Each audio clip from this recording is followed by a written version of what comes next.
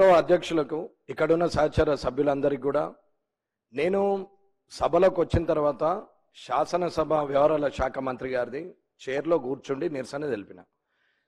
Protocol violation అవుతుంది అని చెప్పి పక్కనున్న పెద్ద సీనియర్ మోస్ట్ నాయకులు తుమ్మల నాగేశ్వరరావు గారు కూడా అన్నారు. నేను అప్పుడు కూడా చెప్పాను, అన్నా ఇది ఇక్కడ మీ చైర్లో కూర్చుంటే మీకు ఇబ్బంది అయినప్పుడు రేపు ప్రొద్దున అక్కడ కాన్స్టిట్యున్సీలో మాకు ఇబ్బంది అవుతున్నది, మీరు అంటే ఇవాళ తెలంగాణ తల్లిది ఉన్నది, ఇవాళ ఒక్కరోజు వదిలేసాయి రేపు మాట్లాడదామని ఆయన మాట ఇచ్చిండు.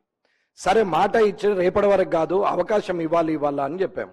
చెప్పిన తర్వాత సరే మంచిదని చెప్పి జనగణమన అయిన తర్వాత ఇక్కడికి వచ్చినాం. ఇది ఆయన నోటి ద్వారా వచ్చినటువంటి మాటలు, ఇది అబద్ధం కాదు, ముందరే చెప్తున్నాం. ఇక్కడికి వచ్చి కూర్చున్న తర్వాత అవకాశం ఇవ్వడానికి ఇబ్బంది పడుతున్నారు.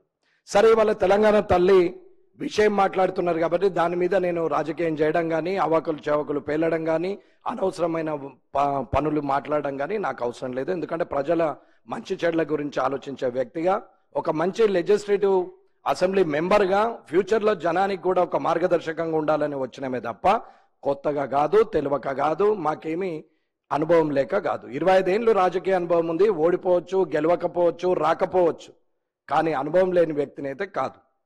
కానీ ఇక్కడికి వచ్చినాక శాసనసభ వ్యవహారాల శాఖ మంత్రి గారు సమయం ఇవ్వలేదు, మీకు చెప్పలేదు, మీరు నాకు అవకాశం ఇవ్వట్లేదు. సరే నేను అడిగేది సూటిగా అధ్యక్ష, రేపు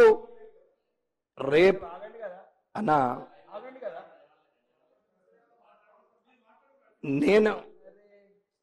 నేను అనేది రేపు నాకు ఈ ప్రోటోకాల్ విషయంలో కానీ వైలేషన్ విషయంలో కానీ మంత్రులు చేస్తున్నటువంటి పనుల విషయంలో కానీ నేనెవరిని నిందించడానికి మాట్లాడలేదు. నా ఎమ్మెల్యే అనే పదానికి జరుగుతున్న అవమానం గురించి మాట్లాడుతున్నాం.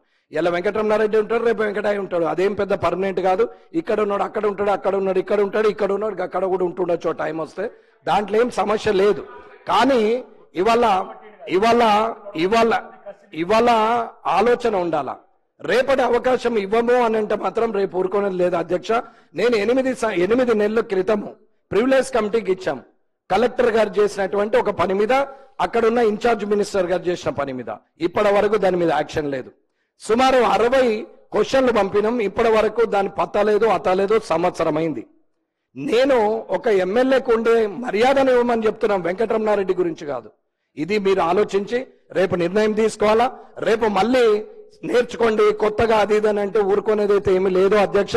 మీరు దయచేసి సహకరించాలా. ఎట్టి పరిస్థితుల్లో రేపు చర్చ జరగాలని కోరుకుంటున్నాను.